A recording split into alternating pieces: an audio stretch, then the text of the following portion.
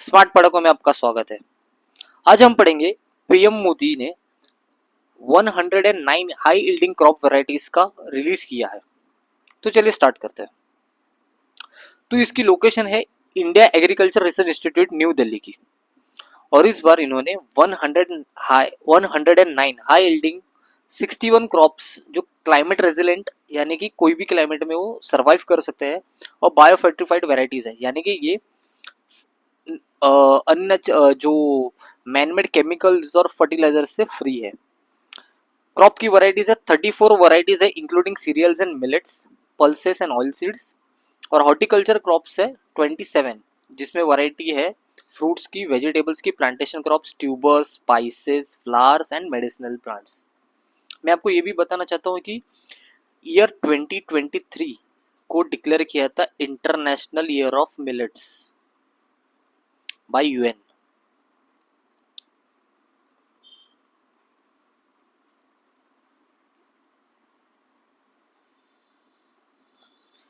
तो interaction with farmers and scientist हुआ है यहाँ पे, और इन्होंने ये बताया कि ये जो वैरायटीज होंगी ये फार्मर्स के लिए कॉस्ट इफेक्टिव होंगी और एनवायरमेंटली भी बेनिफिशियल होगी। जैसे कि इनके जो इनमें फर्टिलाइजर्स ज़्यादा यूज़ नहीं होगा। जैसे कि आप जानते हैं कि ग्रीन रेवोल्यूशन के टाइम जो पंजाब में राइस का जो प्रोडक्शन इतना बढ़ गया था, उसके पीछे यही रीज़न था कि उसमें फर्टिलाइजर्स और केमिकल्स ज़्यादा यूज़ हुए, जो आज हमें कहीं ना कहीं इसकी प्रॉब्लम से हम जूझ रहे हैं कि ज़्यादा करके जो कैंसर के जो केसेस है वो पंजाब, हरियाणा, दिल्ली इस बॉर्डर से ही आ रहे हैं। तो भले उस वक्त प्रोडक्शन हमारा हाई था, लेकिन आज उसके कहीं ना कहीं हम साइड इफेक्ट्स भुगत रहे हैं। तो इसलिए हमारा अभी ज़्यादा से ज़्यादा फोकस ये हो रहा है कि हम ऑर्गेनिक फार्मिंग की तरफ शिफ्ट करें। इसलिए ये पूरा प्रयास हो जा रहा है। Focus on millets and organic farming. जैसे कि मैंने आपको कहा कि हमें अभी न्यूट्रिशियस फूड की तरफ बढ़ रहे हैं, क्योंकि काफ़ी बीमारी जैसे कि कैंसर तो अभी बहुत कॉमन हो चुका है, और इसकी मार्केट में डिमांड और फेथ बढ़ गई है ऑर्गेनिक फार्मिंग में। जो नेचुरल फार्मिंग होती है वो फार्मिंग प्रैक्टिसेस भी हमें अच्छी करनी चाहिए, जिससे कि वाटर वेस्टेज ना हो, सॉइल की फर्टिलिटी बरकरार रहे। और इस पे मीडिया पे एड्रेस करते जो यूनियन मिनिस्टर है, एग्रीकल्चर मिनिस्टर शिवराज सिंह चौहान, उन्होंने भी कहा है कि ये जो सीड्स है ये क्लाइमेट फ्रेंडली है और इससे अच्छी फसलें आएंगी एडवर्स वेदर में भी।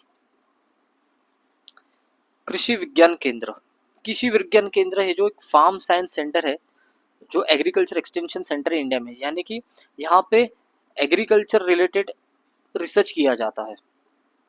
मैं आपको ये बताना चाहता हूँ कि ये एक लिंक है लोकल एग्रीकल्चर यूनिवर्सिटीज और Indian council of agriculture research की।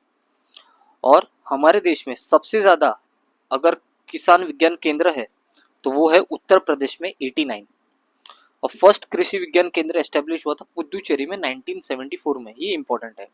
और पूरे देश में एज ऑफ अप्रैल 2024 में 731 कृषि विज्ञान केंद्र है हमारे कंट्री में। तो कृषि विज्ञान केंद्र का रोल क्या है? ये हमें क्रॉप की न्यू वैरायटीज के बारे में अवेयरनेस बताते हैं। जैसे कि मैंने आपको कहा कि पूरे इंडिया में 731 कृषि विज्ञान केंद्र है, जो अप्रोक्सीमेटली 5000 फार्मर्स को सर्व करता है। प्रधानमंत्री जी ने ये कहा है कि कृषि विज्ञान केंद्र से हमारे जो लोकल फार्मर्स हैं उन्हें मंथली नए नए डेवलपमेंट्स के बारे में बताया जाए। सॉइल टेस्टिंग या फिर किसी क्रॉप की टेस्टिंग हो तो वो की जाए, उन्हें लाइव डेमोन्स्ट्रेशन दिखाया जाए, कैसे आने वाले टेक्नोलॉजीज को हम यूज़ कर सकते हैं बेहतर फार्मिंग के लिए, अच्छी प्रोडक्शन के लिए। नॉलेज एंड रिसोर्स सेंटर को बनाया है उन्होंने बताया कि इंफॉर्मेशन एंड कम्युनिकेशन टेक्नोलॉजी से अदर मीडिया से कि फार्मर्स के इंटरेस्ट में कि कैसे आगे डिस्कशन बढ़ाया जाए।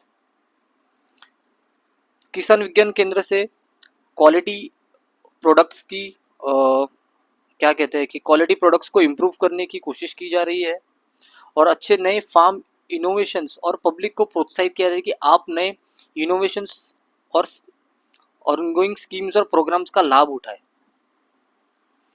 साइंटिफिक एफर्ट्स, साइंटिफिकली डेडिकेशन है कि ये जो साइंटिस्ट का भी ये डेडिकेशन है कि जो अनयूटिलाइज क्रॉप्स है अभी उन्हें भी मेन स्ट्रीम में लाया जाए। मेन स्ट्रीम यानी कि जो क्रॉप्स अब तक हम नॉर्मल फार्मिंग कर रहे थे अब उन्हें ऑर्गेनिक फार्मिंग में इंट्रोड्यूस किया जाए।